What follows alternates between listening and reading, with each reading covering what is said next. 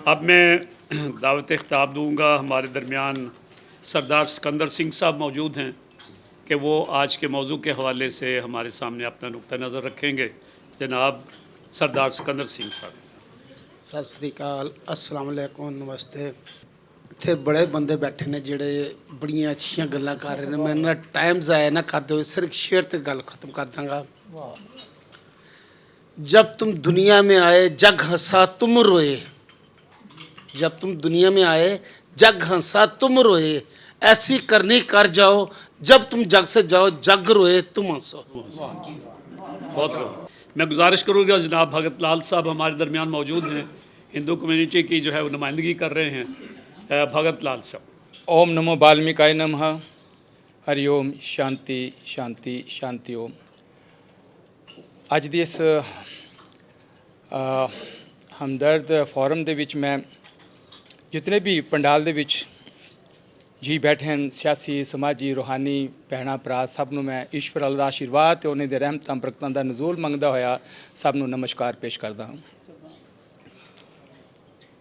ਸਾਡਾ ਕਲਮਾ ਜਿਹੜਾ ਮੈਂ ਤੁਹਾਨੂੰ ਇਹ ਤੇ ਹੀ ਦੱਸ ਪਾਉਂਦਾ ਹੈ ਕਿ ਇਹ ਪਰਵਰਦੀਗਾਰ ਮੈਂ ਤੇਰੇ ਕੋਲੋਂ ਪੂਰੇ ਆਲਮ ਵਾਸਤੇ ਅਮਨ ਸੁਖ ਤੇ ਸ਼ਾਂਤੀ ਹੀ ਮੰਗਦਾ ਹਾਂ।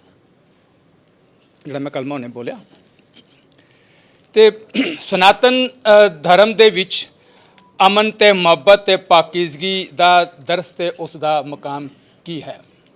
ਅਕਮ ਸਤਿ ਵ ਪ੍ਰਭੂ ਵਾਦਾ ਵਦੰਤੀ। ਅਰਥ ਮਤਲਬ ਇਸ ਦਾ ਹੈ ਕਿ ਮੈਂ ਇੱਕ ਹਾਂ, ਮੇਰੇ ਰੂਪ ਅਨੇਕ ਹਨ। ਐ ਇਨਸਾਨ, ਐ ਮਨੁੱਖ, ਤੂੰ ਜਿਸ ਰੂਪ ਦੇ ਵਿੱਚ ਵੀ ਮੈਨੂੰ ਯਾਦ ਕਰ ਲੈ, ਮੈਂ ਤੇਰਾ ਹਾਂ। ਹਰ ਹਰ में मेरी जोत जगे कि मेरा ਨੂਰ, ਮੇਰਾ ਪ੍ਰਕਾਸ਼ ਹਰ ਹਰ ਦੇ ਵਿੱਚ ਮੈਂ ਤੇ ਰਚਿਆ ਬਸਿਆ ਹੋਇਆ ਹਾਂ। ਰਾਮਾਇਣ ਦੇ ਵਿੱਚ ਇੱਕ ਇਸੇ ਤਰ੍ਹਾਂ ਸ਼ਲੋਕ ਆਂਦਾ ਹੈ, ਜਾਨਦਾਰ ਜੀਵਾਂ ਨੂੰ ਇਜ਼ਾ ਦੇਣਾ ਮਾਰਨਾ ਪਾਪ ਹੈ। ਇੱਥੋਂ ਤੱਕ ਕਿ ਇਹ ਇਨਸਾਨ ਚੁੰਟੀ ਤੱਕ ਕੋ ਮਾਰਨਾ ਮਹਾ ਪਾਪ ਹੈ। ਗੀਤਾ ਦਾ ਇੱਕ ਫਰਮਾਨ ਅਧਿਆਇਆ 5:18ਵਾਂ ਸ਼ਲੋਕ ਦੇ ਵਿੱਚ, ਵਿਦਿਆ ਵਿਨਾਇਆ ਸੰਪਤੇ ਬ੍ਰਹਮਨੇ ਗਵੀ ਹਸਤਨੀ ਸ਼ਵਨੀ ਜਿਵ ਸੋਪਾਇ ਕੇ ਚਾ ਪੰਡਤਾਏ ਸਮ ਦਰਸ਼ਨਾ। मतलब नम्रता वाला साधु संत हम्बल सहजित अपने सच्चे ज्ञान की बदौलत एक विद्वान ब्राह्मण गाय, हाथी, कुत्ता, चंडाल, कुत्ते खान वाले जड़े चंडाल, इतों तक कि इन्हां नूं भी एक ही नज़र देखता है जड़ा मर्दे कामल है। जड़ा एक विद्वान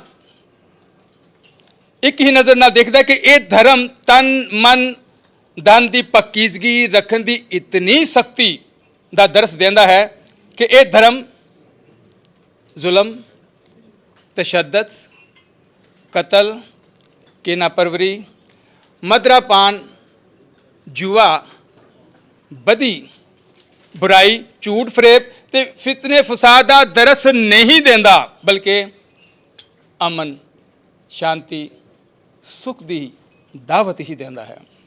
इन्हां शब्दों के नाल मैं ज़्यादा टाइम नहीं लेना चाहता। एक शेर के नाल, हम क्या करने आए थे हम क्या कर बैठे, हम क्या करने आए थे हम क्या कर बैठे, कहीं मंदिर बना बैठे कहीं मस्जिद बना बैठे, हमसे अच्छी तो परिंदों की ज़ात, कभी मंदिर पे जा बैठे और कभी मस्जिद पे जा बैठे। हरि ओम। शांति शांति जी बहुत शुक्रिया जनाब भगत लाल साहब। हिंदू धर्म की बहुत सारी किताबें जो हैं वो मौजूद हैं, जिसमें वेद है, विष्णु पुराण है, कल्कि पुराण है, और उनमें कल्कि अवतार का ज़िक्र जो है वो मौजूद है। और कल्कि अवतार जो है बुनियादी तौर पे अगर उसका देखें तो ये रसूलुल्लाह सल्लल्लाहु अलैहि वसल्लम की आमद की खुशखबरी है। और आपके वालिद मोहतरम का नाम भी उसमें लिखा हुआ है, आपकी वालिदा मोहतरमा का नाम भी लिखा हुआ है। और उसका तर्जुमा अगर आप करें जो अल्फाज उस वेद के अंदर लिखे हुए हैं تو وہ ترجمہ وہی عبداللہ یعنی آپ کے والد صاحب کا نام، اور والدہ کا نام آمنہ، یعنی اس کا ترجمہ اگر آپ کریں گے اردو میں عربی میں جو تو وہ- سمتی لکھا ہے ادھر آمنہ جی امن. جی جی بالکل. تو یہ اللہ کے رسول صلی اللہ علیہ وسلم کی آمد کی خوشخبری وید کے اندر جو ہے وہ موجود ہے.